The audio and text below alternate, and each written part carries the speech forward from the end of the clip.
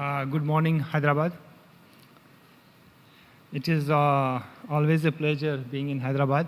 I thank the organizing committee for extending invitation to me and giving this opportunity to be here. It is an absolute pleasure at being here with such a lovely, pleasant place and weather. I like Hyderabad, especially yesterday when I arrived. It was breezy, pleasant, and I could feel the difference from Delhi. So, without wasting any further time, so I'm Shahnawaz. I work at Max Delhi, and my topic for today is role of interventional radiology in chronic liver disease. So, it is quite a vast topic. I would say it is most of what I do. So I will try to touch everything in brief, and I will emphasize only things which I think are relatively newer. So the role of interventional radiology starts with not just the treatment and the management part, but from the diagnosis. As interventional radiologists, we perform diagnostic workup also, like we do percutaneous liver biopsies, we do transjugular liver biopsies, we do HVPG measurements for establishing and measuring the severity of the cirrhosis. And then we do certain treatments which slow down the progression of the liver disease or sometimes halt the progression of the liver disease, like hepatic vein stenting for HVOTO, what we call as biliary, or portal vein recanalization. Portal vein recanalization in non-cirrhotic EHPVO, which is something newer coming up lately. We'll be touching it.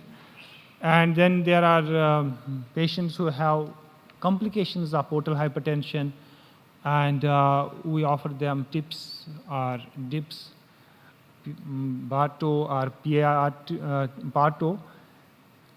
And then finally, most of these patients ultimately will require a liver transplant somewhere down the line.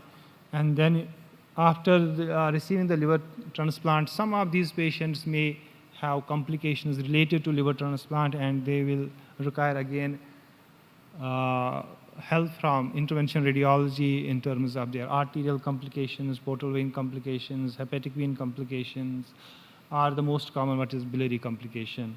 So I will not touch the post-liver transplant part, but we will do only the CLD part. So diagnosis. We know that liver biopsy is still an essential tool in diagnostic workup of certain group of CLD patients, especially where autoimmune hepatitis is suspected or other forms of liver disease where we need to know the histology of the liver.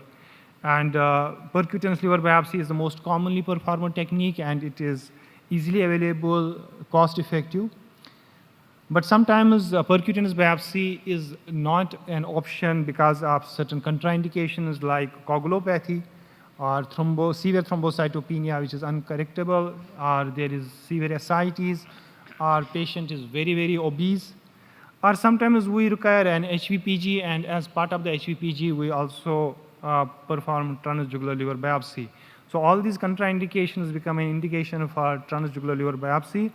And transjugular liver biopsy nowadays, we in our practice call it transvenous liver biopsy, because transjugular liver biopsy is not only done by the jugular vein, it is nowadays also being done from the femoral vein. I will be touching it. So this is a commonly used transjugular liver biopsy equipment, what is called as T-lab set or lab set. And transjugular liver biopsy is done like this, from the jugular axis, a long catheter, and then a sheath, and then the biopsy gun goes into the inferior vena cava, and from there it enters the hepatic vein, and from hepatic vein it enters the liver, and a sample is taken from this part of the liver. And in transfemoral liver biopsy, the access is taken from the femoral vein, the cannula and the set, and the biopsy gun enters inferior hepatic vena. It doesn't usually enter the hepatic veins. It is directly taken from IVC, and it pierces directly into the liver parenchyma. So it is something like this.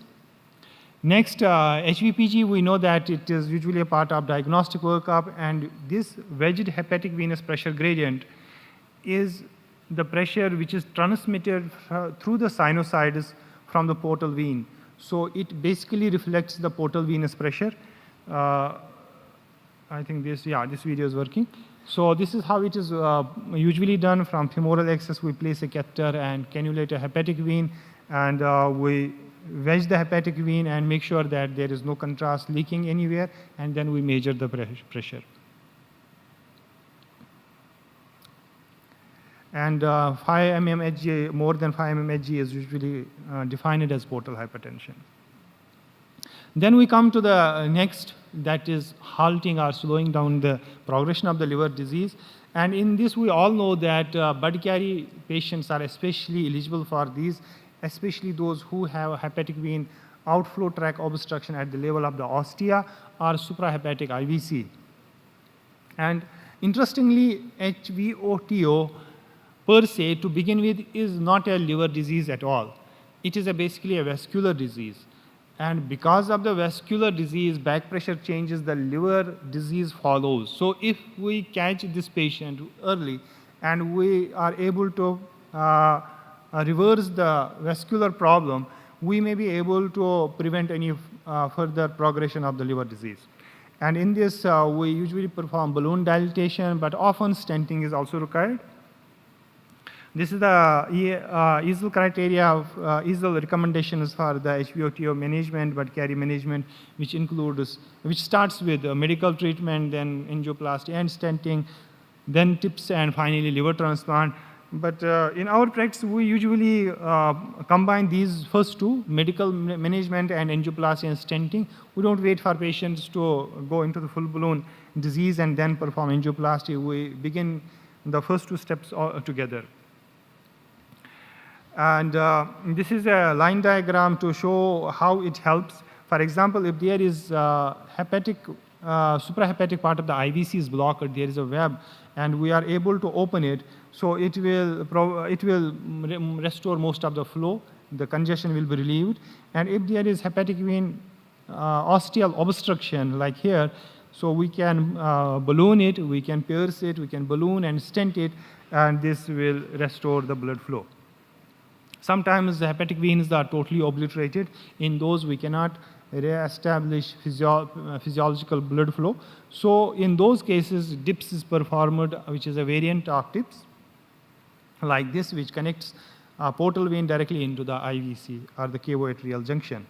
These are a few examples from our practice. So this is a patient who had severe IVC stenosis right at the cavo-arterial junction.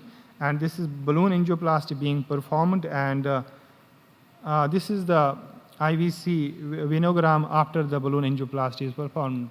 So this patient required just balloon dilatation. We didn't even require a stent placement for this patient.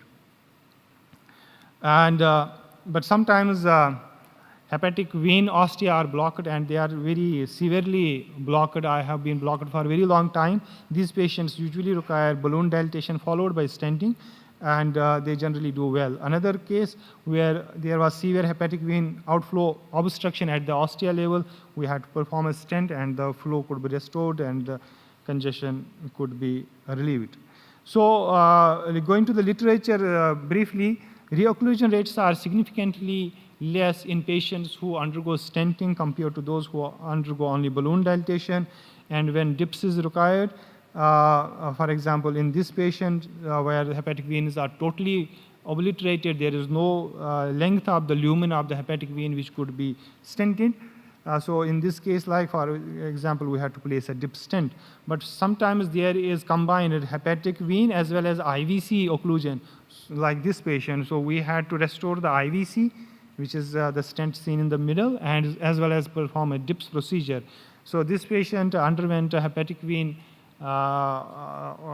angioplasty followed by stenting as well as DIPS. It worked for him for more than 3-4 years. After that, he had to undergo liver transplant. And literature, we all know that there are excellent liver transplant-free survival of patients who undergo TIPS or DIPS. for EHPVO. Next comes, I will briefly be touching the portal vein recanalization. This is a relatively new thing. Maybe not all of us have heard about it. So portal vein recanalization for extrahepatic portal vein obstruction. There are two ways of doing it. In our practice, we try to do hepatic vein angioplasty and stenting alone to open the portal vein, which has been blocked there for some time. There is another way of doing it. Some other centers are doing it. We usually prefer not to do it. Is doing tips in these patients, which opens the portal vein and redirects the blood flow into the IVC like tips normally does. So this is a relatively new thing, and there is literature coming up in this area. Traditionally, EHPVO, we all know, is treated by managing the complications of EHPVO, not trying to open the portal vein, but to try to do the things which are resultant from the portal vein obstruction, like there are varices, we will do endoscopy, ligation, there is splenomegaly, splenectomy, there is portal cholangiopathy, we will do ERCP and stenting. But this is something coming up new, that we open the portal vein, and this actually relieves all the, it reverses most of the problem. And like I said, certain centers are doing tips for EHPVO, but at our center we prefer doing PVR alone, except very rarely when it is not possible. And there is a recent study which shows that PVR alone may be superior to tips in case of EHPVO. I'll give you a few examples. This is a gentleman from Bangalore. He had EHPVO for more than 24 years. And this is his CT scan when he met us first time. And he had come to do with this. He had large varices on endoscopy. So these are the varices. I think these are visible. So he had large varices. He also had large splenic artery aneurysms. So he had come to consult for this. And when we found when we reviewed his imaging, we found there is only a short segment of portal vein which is occluded, which is causing formation of cavernoma, varices, and everything, and splenomegaly. So we were able to open this portal vein. This is the portovenogram. We see that no blood flow is going into the liver. I hope it is. Yeah, so this is the portovenogram, no blood going into the liver, and there are large collaterals which are leading to the paraesophageal varices. So we are able to balloon dilate this portal vein and restore an satisfactory amount of blood flow to the right portal vein. And following this, it has been more than 3 years. This gentleman is doing well. His varices are gone, and he didn't require any other form of the treatment till now. We haven't done any stenting. This is only balloon dilatation. She's a girl. She is 11 years old. She had her first episode of upper GI bleed when she was 5, and she was diagnosed to have portal cavernoma. After that, she is being regularly on endoscopy, getting endoscopy done almost every year. And at 11 years age, when we met her first, we found that there is a short segment of portal vein which is causing to this cavernoma formation. We performed a portovenogram. This was the cavernoma, multiple collaterals, and leading to. We were able to dilate the portal vein by balloon dilatation. We didn't require any stent. We placed her on oral anticoagulants. This is the Doppler image post balloon dilatation. We can see the portal vein excellent flowing. This is soon after the procedure was performed.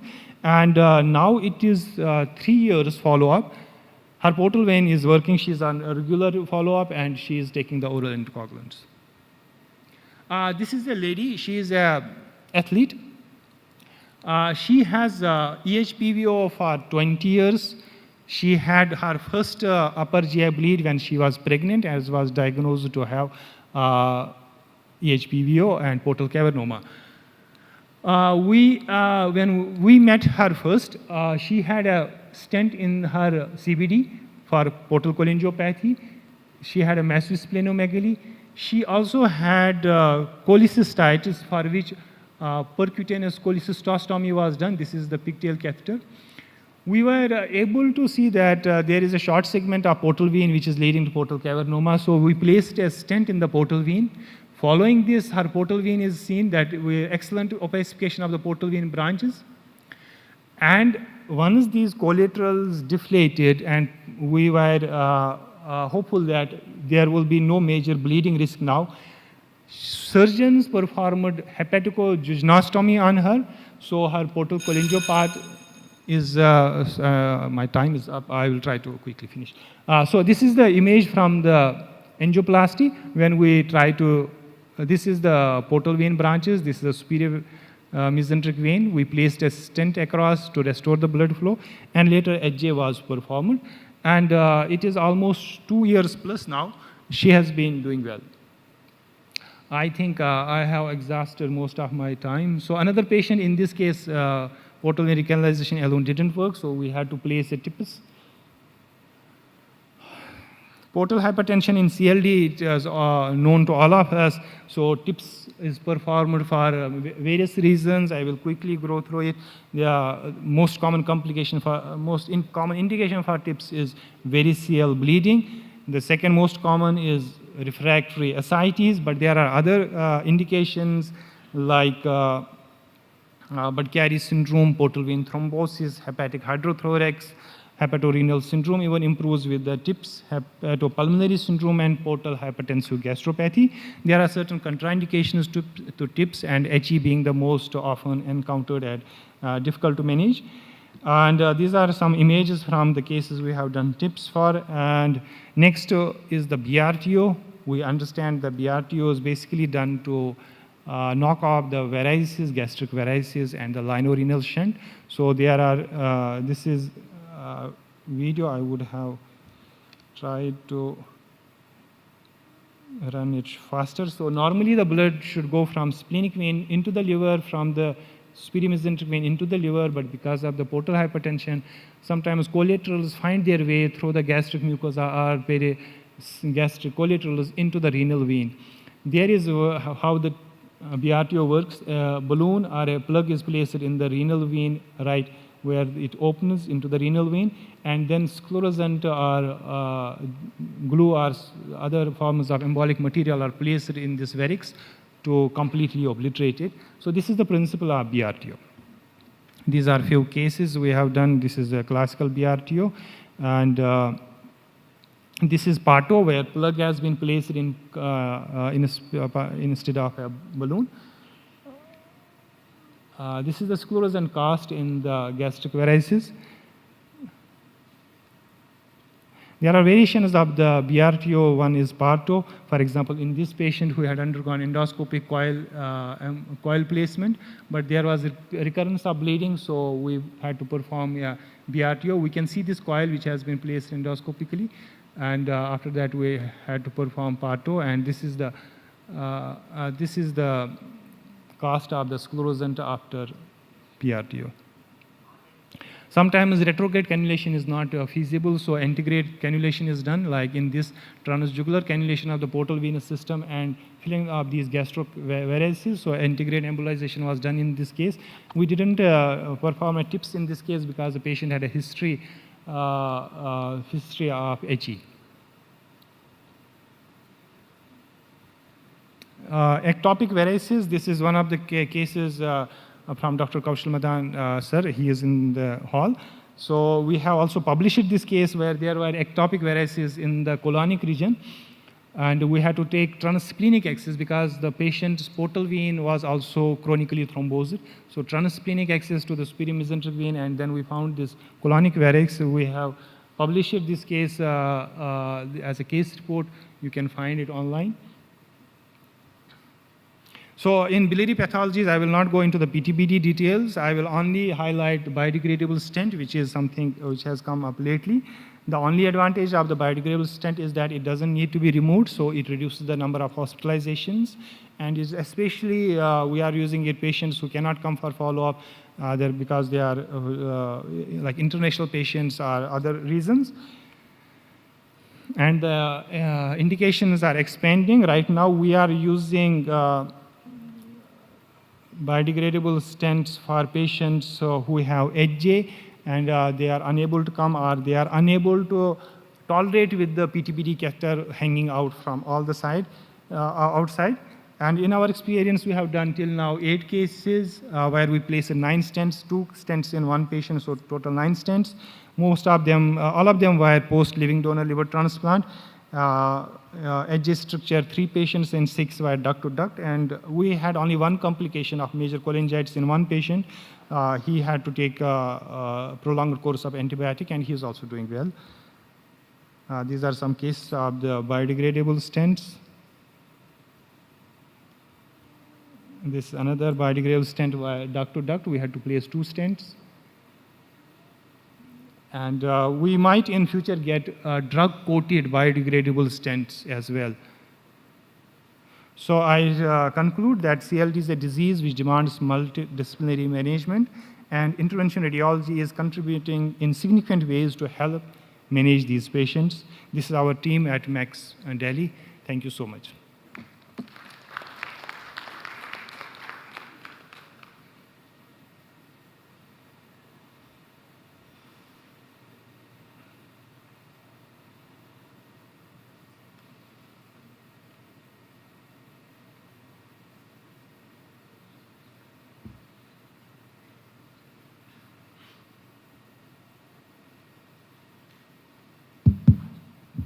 Very interesting talk, Dr. Shahnawaz.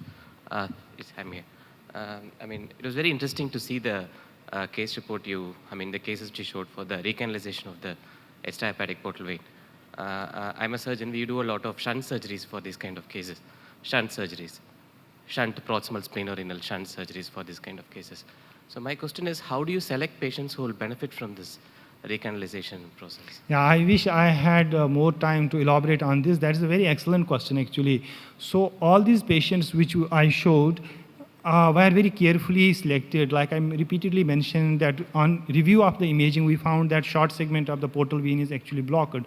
So what we do in selection criteria, we perform a Doppler ultrasound ourselves and review the CT images particularly. We try to find that splenic vein has to be patent, mesenteric vein has to be patent, and intrahepatic branches of the portal, either right or left or both, have to be patent. Okay, so splenic vein is very easily seen on CT, mesenteric vein is very easily seen on CT. In the portal vein, you will see ornicavernoma. Intrahepatic portal vein branches are very difficult to see even on CT where they are open. The reason that it takes very long time for the contrast to reach there, and the portal vein is by that time gone. So we perform a Doppler to see that intrahepatic portal vein branches are patent. If on Doppler you are able to see intrahepatic portal vein branches, even in one lobe, you can think that this patient is a suitable patient for intervention. And that one patient which you showed, in which you are recanalized, had a massive splenomegaly. So the spleen size and hypersplenism reverts back after the recanalization? Yeah, again an excellent question. So her spleen was, I guess you are, her spleen was like 23 centimeters. It is like now 17.5 centimeters. So it has regressed to some extent, but not completely. Okay. Nice. Thank you. Yeah, in the similar lines, I have a question. How this EHPO is classically seen in small babies. Usually we see younger than 5 years. So what is your experience? Can we do portal vein stenting or balloon dilatation in EHPO in a small baby? That's my first question. Second question related to the same thing, whether they need multiple sessions or you just do it at one go. So, pardon, your first question is? Small babies, EHPO, is there a chance of doing any IR procedure and recanalizing the portal veins? Because classically EHPO is seen in very young babies. Yeah, so most of our experience comes from our liver transplant experience, to be honest. We didn't upfront start doing it on EHPVO. You are aware that we have a very large liver transplant team, Dr. Subhash Gupta. So it is quite common in babies who are post-transplant, not EHPVO, post-transplant to get portal vein stenosis. So we have done portal vein balloon dilatation and stenting in those patients even if they were like 6 months old. But for EHPVO, the youngest baby we have probably attempted was like 2 years, not less than that. We haven't attempted maybe. Okay, would they need multiple sessions or?